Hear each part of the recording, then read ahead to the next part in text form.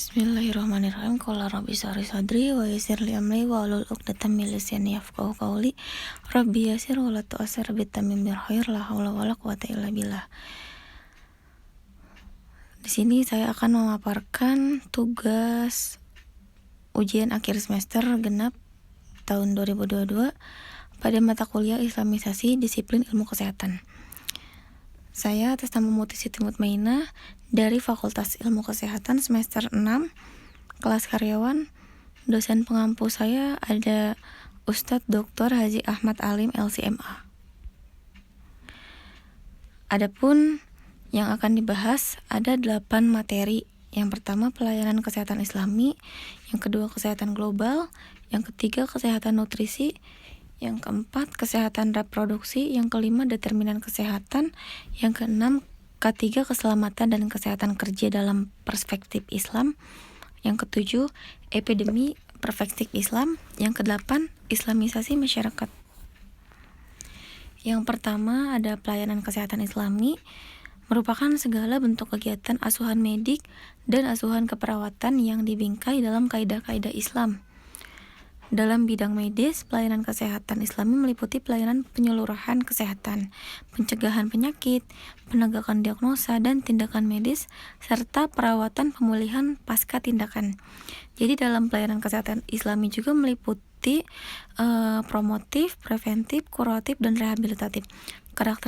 Karakteristik yang paling mendasar menjadi pembeda di antara pelayanan rumah sakit berbasis Islam dengan non-Islam adalah terletak pada karakter rabbaniyahnya, yaitu keyakinan dan penyerahan segala sesuatu hanya kepada Allah. Jadi untuk pelayanan rumah sakit yang berbasis Islam, dia sangat mengedepankan akhlakiyah, kemudian waqi'iyah dan insaniyah. Yang kedua ada kesehatan global. Sehat itu nikmat. Rahimakumullah. Sehat itu sangat nikmat dan tiada tandingannya.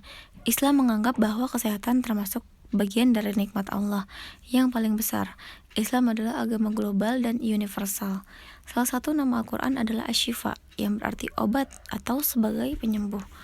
Allah berfirman, "Wahai manusia, sungguh telah datang kepadamu pelajaran Al-Quran dari Tuhanmu, penyembuh bagi penyakit yang ada di dalam dada dan petunjuk serta rahmat bagi orang yang beriman." Dijelaskan dalam Quran surat Yunus surat ke-10 ayat ke-57. Makanya ketika di zaman Nabi apabila sakit obatnya membaca Quran.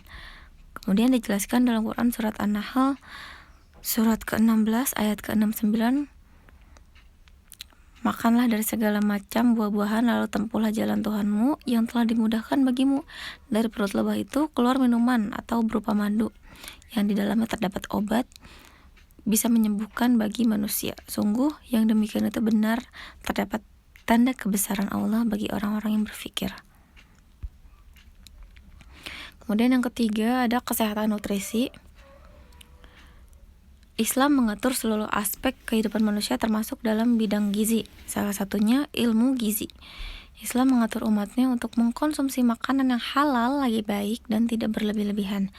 Manusia diwajibkan untuk mengkonsumsi makanan yang halal serta dalam jumlah yang seimbang.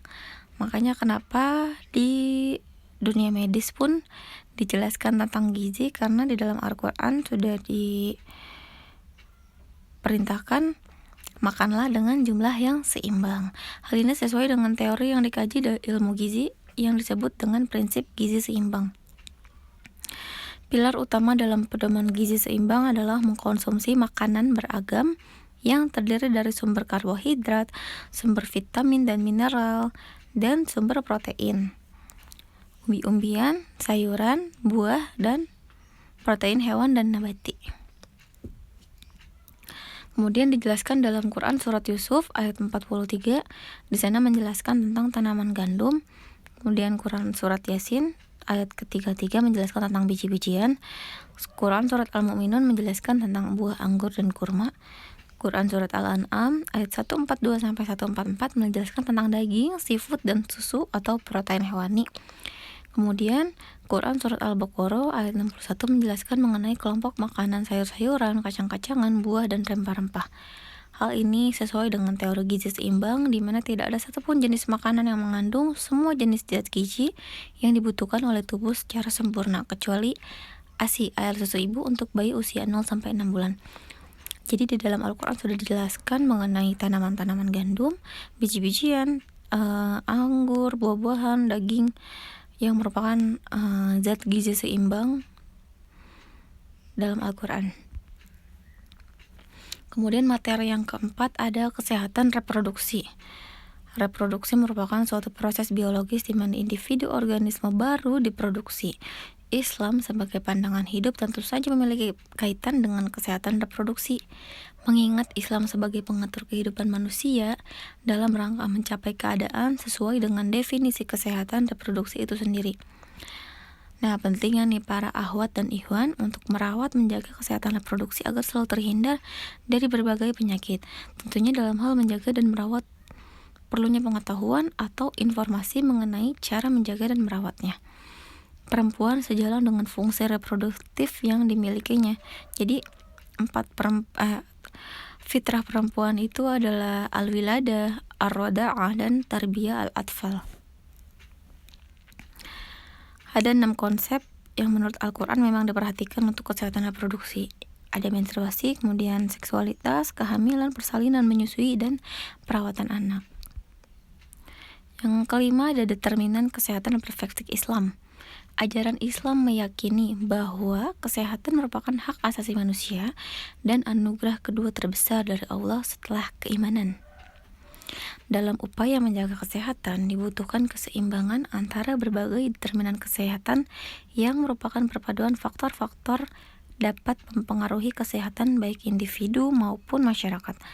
Menurut teori H.L. Bloom, teori ini klasik yang berjudulkan dengan Planning of Health, terdiri dari 4 determinan, yaitu lingkungan, perilaku, pelayanan kesehatan, dan genetik.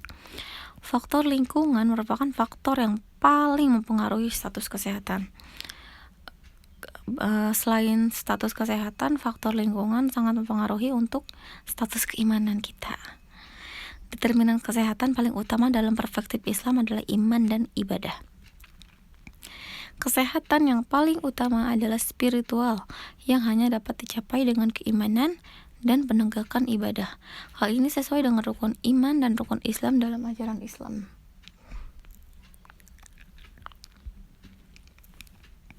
Yang keenam, ada materi kesehatan dan keselamatan kerja dalam perspektif Islam. Nah, konteks ketiga ini disebut dengan free from incident. Sudah sesuai dengan makna Islam, yaitu kedamaian atau keselamatan baik terlepas dari aib dunia maupun aib akhirat. Umat muslim diwajibkan menjaga diri, properti, dan lingkungannya dari cedera, kerusakan, dan kebinasaan. Penjelasan ini terdapat dalam Quran Surat Al-Baqarah ayat 195. Sebagai hamba yang diberikan privilege kepada dan luxury untuk senantiasa mempunyai akses kepada Allah. Terdapat dalam Quran Surat Al-Baqarah ayat 201, yang artinya, dan di antara mereka ada yang berkata, ya Tuhan kami, berikanlah kami di dunia dan di akhirat, dan jauhkanlah kami dari api neraka. Nah, ketiga ini merupakan suatu program yang dibuat sebagai upaya untuk mencegah timbulnya kecelakaan dan penyakit akibat kerja, dengan mengidentifikasi, mengendalikan, dan melakukan monitoring terhadap potensi bahaya hazard pada lingkungan pekerjaan. Materi yang keenam, kita akan membahas epidemi perspektif Islam. Apa sih epidemi? Epidemi merupakan